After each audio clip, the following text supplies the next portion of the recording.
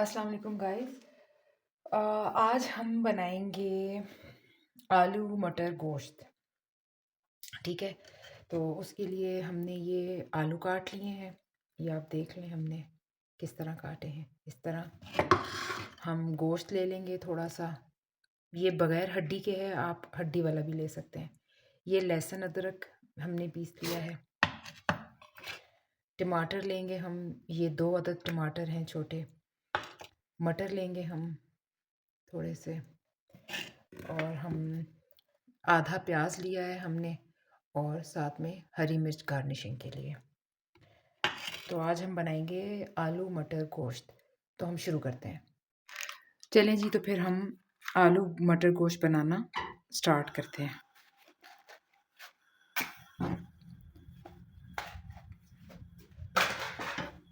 سب سے پہلے ہم کوکر لے لیں گے، کیونکہ بڑا گوشت ہے تو یہ پریشر کوکر میں گلے گا. پھر ہم اس میں آئل ڈال لیں گے.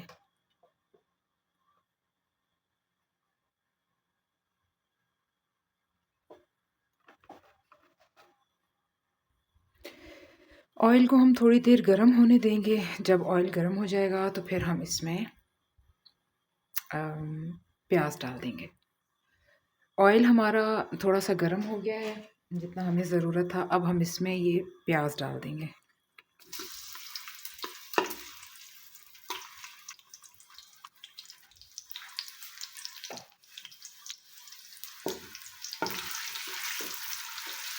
پیاز کو ہم لائٹ براؤن کر لیں گے.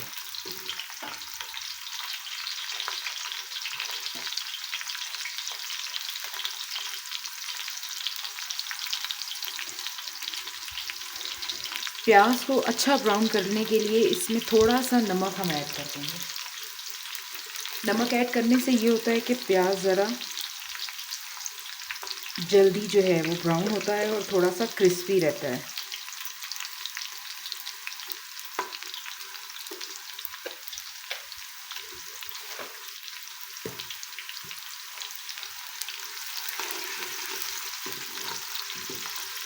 پیاز جب ہمارا ہلکا سا براؤن ہو جائے گا تو پھر ہم اس میں لہسن اور ادرک ایڈ کریں گے.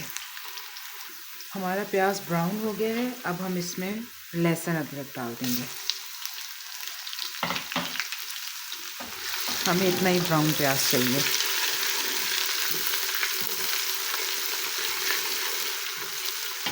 لہسن ادرک کو ہم اتنا پکائیں گے کہ لہسن ادرک کی جو ایک اسمیل ہے وہ ختم ہو جائے اور یہ گولڈن براؤن ہو جائے. جب یہ گولڈن براؤن ہو جائے گا پھر ہم اس میں ٹماٹر ایڈ کریں گے.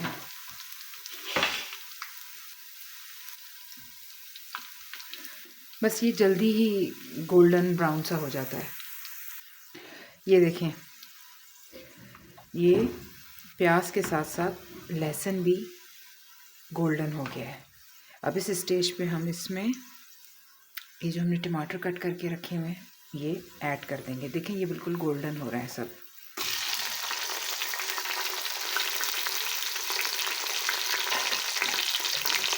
اب ہم اس کو مکس کر دیں گے.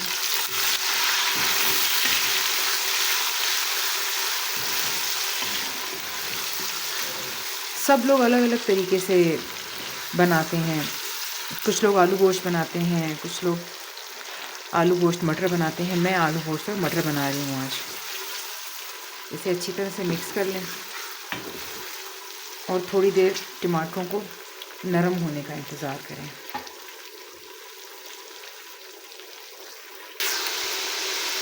ٹماٹر ہلکے سے نرم ہو گئے. یہ دیکھیں،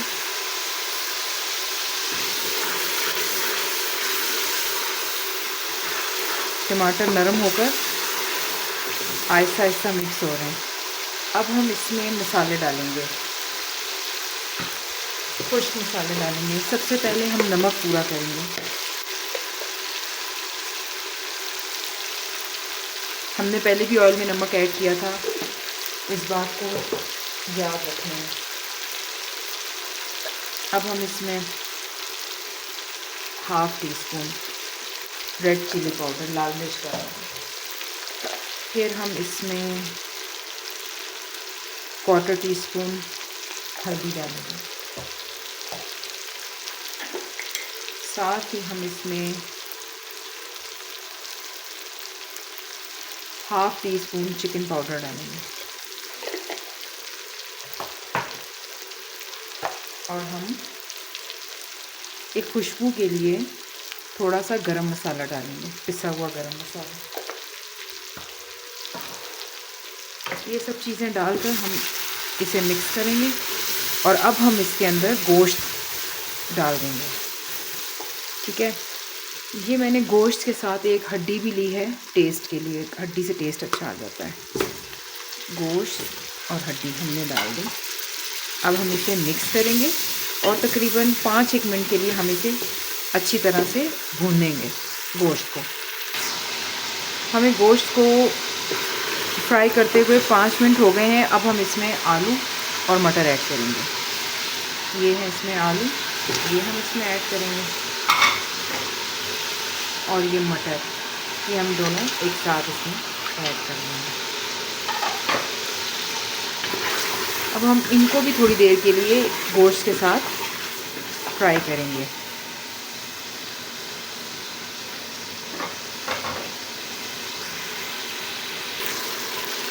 हाँ, मुझे लग रहा था कि लाइट थोड़ी सी कम है तो मैंने अभी थोड़ी सी लाइट ऐड की है। माज़रत, सॉरी, मुझे नहीं पहले ख़्याल आया। अब आप लोगों को साफ़ नज़र आ रहा होगा। ये देखें, अभी हमारा आलू, मटर और ये गोश्त अच्छी तरह से फ्राई हो गया है।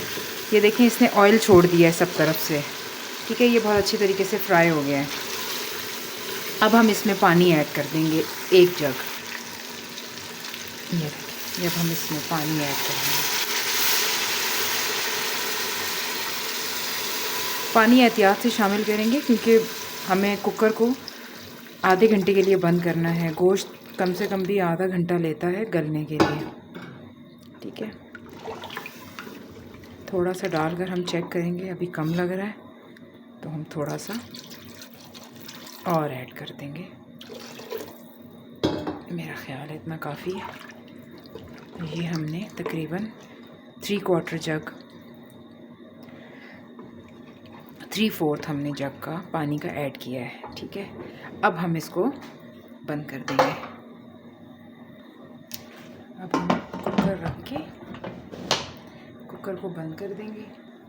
इसके वेट भी हम रख देंगे और अब कुकर की जब वेट हिलेगा तो हम इसको 35 मिनट्स के बाद खोल के चेक करेंगे और हरी मिर्चें हम लास्ट में ऊपर से गार्निश करेंगे।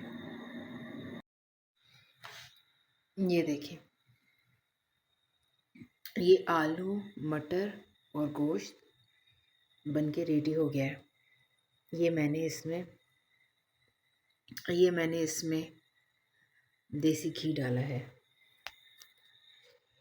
ठीक है,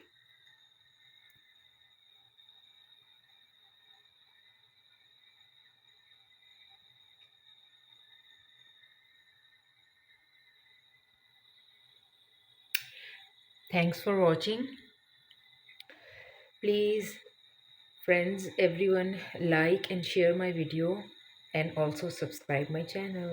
Thank you. Bye bye.